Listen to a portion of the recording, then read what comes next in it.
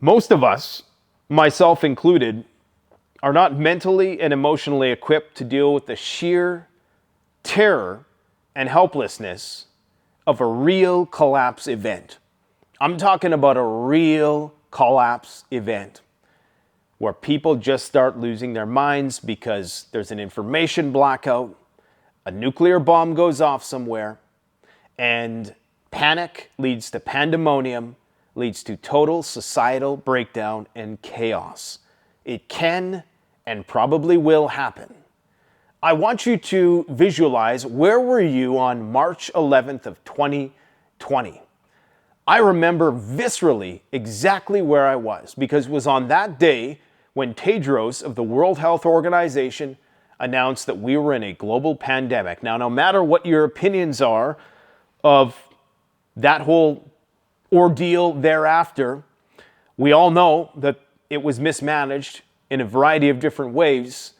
But no matter what your thoughts were after that date, somewhere early on in the timeline, I'm certain that almost each one of us can remember where we were, how we felt, and we felt a sense of dread about the future because there was uncertainty as to how this would affect us.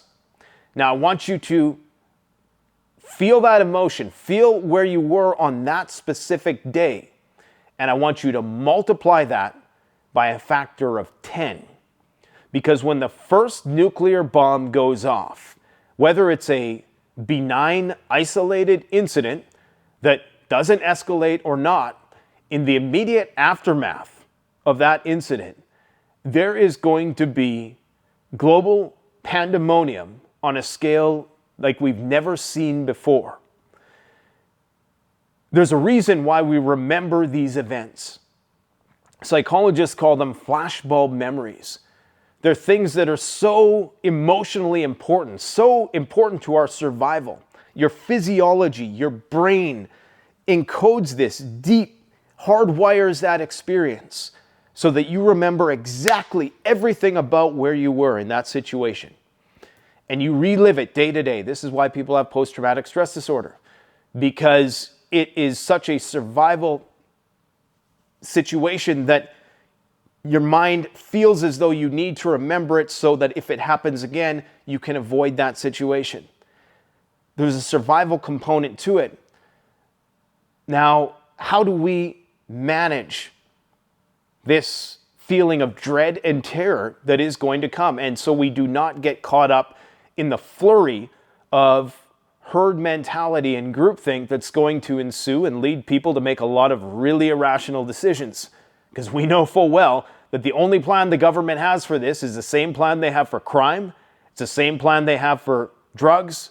It's not to nurture a culture where we value the right things. It's to throw a lot of people in jail and militarize the police. And if you didn't know, that is precisely why in the United States and in Canada, we're already heavily under the gun. But that's why you're seeing military personnel walk around in your streets. And you might think that that's what it's for, what they're telling you it's for, but it's not. That's covert civil defense training for what could come. And what I believe is very likely. More so now than it was last year. People need to realize that panic is proportional to vulnerability. When you panic, it's the result of uncertainty, and it's a result of an awareness of your vulnerabilities.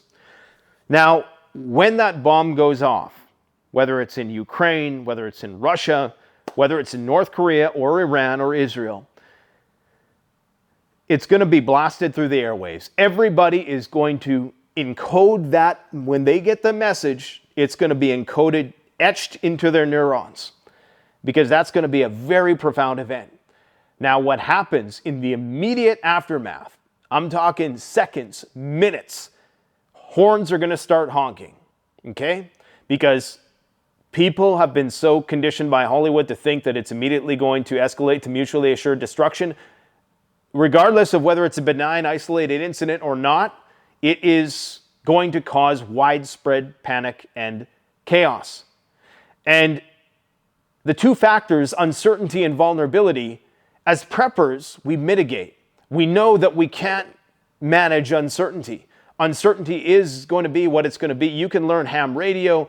You can have somebody who's, an expert at comms, so maybe they're getting more analog-based forms of information when there's a media blackout or when the lights go out. So maybe you can manage uncertainty to a certain degree, but at least in the initial phases, it's going to be an information blackout. The fog of war will be very thick, so nobody will be able to manage uncertainty. The only thing you can do as a hedge against panic, which is irrational behavior, is to minimize the amount of vulnerabilities, and that is preparedness. The word panic, I believe the etymology is derived from the Greek god Pan, who was a god that the Greeks thought that when you were walking through the woods at night and you heard a stick break, or you heard something on the wind, or you felt the hair on the back of your neck stand up, that was the god Pan messing with you, right? It was this irrational fear of the night in the wild. And so panic is an irrational fear which stems from vulnerability and uncertainty. Now, we're always going to have that adrenaline and that cortisol when it happens. And it's going to be March 11th, 2020 times 10, or whatever period of time you recall along that early phase of the COVID timeline. And the reason why I use that is because it's the most recent. There's going to be people who have their own personal PTSD, traumatic experiences that are deeply etched into your minds. And it's going to be very similar to that, only it's going to be much, much worse. Because, of course, the fear is that things can escalate rapidly. So the problem is this: we live in a world where vulnerability is encouraged. It is profitable. In fact, civilization and all of its NPCs tend to vilify those who are trying to make themselves invulnerable. Those people who don't want to just go with the flow and who question authority, well, people take issue with that. We're programmed to take issue with that. Why? Because it's far more profitable for both multinational corporations and governments for you to live in very densely packed cities and be wholly dependent on the system. People who are outliers to that system are not necessarily threats per se, but they're also liabilities in a weird sort of way, and they're also not partaking in the fullest extent where they can be exploited. So there's a natural tendency then that panic is proportional to the amount of vulnerability. And our civilization commands us to be vulnerable. Our civilization does whatever it can to ensure that we cannot escape its clutches. And I don't want this to be like a big, preachy rant about, our society, blah, blah, blah. But it's just to say that we live in a world where prepping is antithetical to the prevailing economic model or mode of operation that underlies everything. In order for our society to specialize, we need to be compartmentalized into this very densely populated beehive, which is wholly dependent on a just-in-time delivery system. And if you try to get out of that at all, you're going to be faced with all kinds of weird regulations and complications. And it is very difficult to do. Most people cannot do it. I mean, why do you think when people naturally become successful, they want to move away from people? They want to get estates that are, outside the city.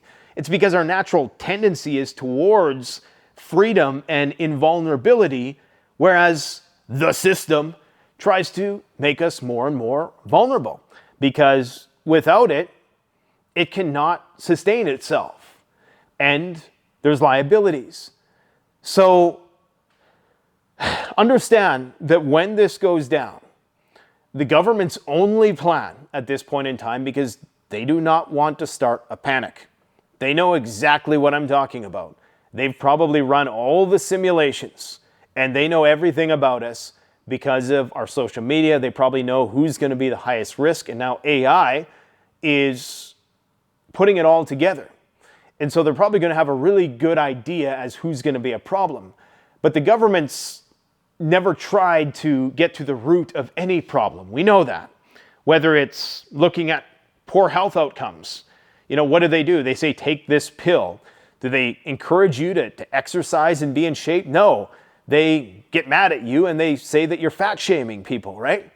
If you say that you should probably have a healthy diet and try to live a physically fit lifestyle that we lived for thousands of years that allowed us to bring ourselves to this peak point of civilization, the government is going to heavily militarize and they're going to crack down in the most totalitarian way that you can imagine. The bigger the disaster, the more totalitarian the response is going to be. And if you think for a second that the military BDUs that they have walking around in the streets that are now in 19 urban centers in the United States are for anything but a civil defense trial run for when it hits the fan, then you're deluding yourself. Because I can assure you that those troops, while they may pull them back periodically, they are training right now for this eventuality, because this is the only thing the government knows. If the government was taking a more proactive approach to this, they would be encouraging people to make themselves more invulnerable. But they know they can't, because that gets in the way of control. Not only for the government, not only for greedy individuals, but corporations as well. And most people are perfectly fine with being vulnerable. But when they see somebody like me, they have to rationalize why I'm the crazy one, right? Because I don't want to be completely exposed and vulnerable, right? Oh, you're insecure. You should be insecure. You're floating on a giant rock in space and we're surrounded by infinite darkness where it's absolute fucking zero, okay? That's a crazy situation, and there's a big burning ball of gases in the sky that just is the perfect distance from us to keep us alive. So you probably should be a little bit concerned about your own existence and not leave it in the hands of one of these other monkeys walking around. All I'm saying is, when that terror grips people for real, it is going to be chaos. And the reason why is this. The reason why it's going to be absolute bedlam in our society. We whitewash it and we say, oh, look at all those other primitive societies. Those people will be fine because not much is going to change, right? We live in a society that thrives on vulnerability and control and certainty. Everything is certainty. We got to climate control everything. Louis C.K. had a joke about that once. But we have a society that thrives on just everything being perfect. And if there's any little bits of uncertainty, what do? We take a pill for it, right? Now, I'm talking about the mother of all uncertainties, paired with the high point of vulnerability. What do you think is going to happen? It's going to be absolute chaos. Absolute. We can't even imagine what it's going to look like. And I'm talking in the first few minutes, you're going to see people driving a little faster, walking a little faster. The cell lines are going to be clogged up. You're not going to be able to make a call. Today, for some reason, in my province, there was a province-wide cell phone outage. And people were losing their shit. Just on an average day when nothing is happening. Now, I don't know what that was about because I've never experienced that before. But we're living in the age of unprecedented events. And all I can say, when this scarcity loop kicks in, when people start to think, uh-oh, I better get something before somebody else gets it, and you have it amplified on social media, which could be one of the things that really sets people off. That's when things get haywire and out of control. And so our lack of individual resilience and vulnerability paired with our increased reliance on a society which everything is certain and there's a protocol to follow for everything, is going to lead to a very unique kind of chaos that is only going to happen here in North America and Europe and all of the other well-to-do golden billion societies where we've had it really, really good. Everywhere else, it's going to be just another day. Those places on the map when you look at night and you don't see any lights on, when you look on any satellite feed or Google Earth, those are the places where, quite frankly, not a lot is going to change. Sure, they're somewhat dependent on imports and industrial agriculture, but in terms of understanding uncertainty and having a familiarity with that experience, that emotional state, it's not going to be so foreign to people. But you're just going to have people doing all kinds of dumb shit here. I mean, look at the dumb shit we're doing right now. And by historical standards, we haven't made in this society. You got running water, you got lights. I mean, you're better off than the kings of yesteryear. Even if it is in some roach motel, you're still doing pretty damn good. But as far as we are concerned, we don't view it that way. So I guess I just wanted people to really appreciate the fact that we talk about this collapse stuff a lot, okay? And we got a little taste of it throughout COVID. And even if it was just a very flash in the pan moment in time where we all realized, okay, this is government overreach, you still remember how you felt. And it's going to be that, and it's going to be much worse. And anybody who tells you it can't happen, and that if it happens, don't worry, there's a plan to deal with it, is one of these people that has been programmed, not, intentionally, but they've just been trained by the system because they know that their whole way of life is dependent on your vulnerabilities. So it is something that is going to require a lot of effort, and you're going to have to go against the grain if you want to really have a real foray into self-reliance and preparedness.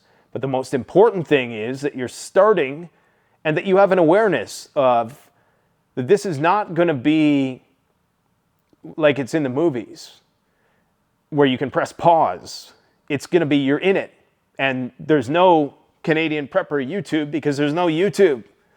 There's no more internet. There's no more real world information from all around the world in split seconds. It's all gone. And it's just darkness. And there you are, the leader of your pack. Chances are if you watch this channel, like most families, you're the prepper of the family. Maybe you're in a situation where you come from a family of preppers, but most places aren't really like that, family-wise. You're probably the leader in your group, whether you want to admit that or not. And they're going to look to you because you're the one who, while you might have some uncertainty, you're also not going to be acting irrationally and panicking because you're going to have minimized, to the best of your ability, your vulnerabilities. Now, when people say we're fear mongers, understand that hedging yourself, hedging bets, having prepping insurance minimizes panic. You can't get rid of the fear, but you can get rid of the irrational fear. And so prepping is just a prudent thing to do this day and age. And we all were warned with COVID as to how it can go and what the government response is going to be. It's going to be totalitarian. And if you think that a World War III kinetic scenario like that is going to be different, it's going to be a hell of a lot worse. Because then you're talking about conscription, you're talking about expropriation, you're talking about emergency war measures being put into place and basically locking you into those cities. And if you were locked in on COVID because you lived in the city and, I just so happened to make it out just in time. I had got a building. That was right when CanadianPreparedness.com was in its infancy. Not in its infancy, but we were, a couple years in, and we had just moved into one of our first buildings. And so we had a place that our kids could kind of do stuff, a warehouse. And, I feel bad for people who never had that, who were just stuck in their apartments and you couldn't go outside, and, you were shamed for going to the beach or tackled by the police. Well, just imagine a nuke goes off, okay? The gridlock, the chaos, the gas station lineups, the empty pharmacies, the overwhelmed telecoms. Maybe you're even having problems with water and food at that point in time, because there's going to be so much demand on the system. So this is why we do what we do. And it's a good mental exercise to remind yourself, not so that you can live in fear, because remember, we're mitigating the fear by doing what we do, so that when that event arises, we are not part of the problem. We are not people who are contributing to the chaos, because you got to think, it's like post-traumatic stress disorder, but for everybody. Not as extreme, of course, but for everybody all at once. And they all got their foot on the gas, and they're out there because society has told them, in order to succeed, you need to be as vulnerable as possible. Don't store a lot of stuff. Just like the grocery stores no longer have warehouses because they get it all just-in-time delivery. Only have, skip the dishes. Never have more than a few days worth of food in your house. Downsize, live in a small house that doesn't have a yard so you can't grow any food. Society has encouraged us to be as vulnerable as possible. And that realization is going to hit people like a ton of bricks. And it's just going to cause everybody to go completely and utterly schizo all at once. And I'm going to be glad I live in the country at that point. But that's not to say the country is going to be entirely immune also. Hope I gave you something to think about.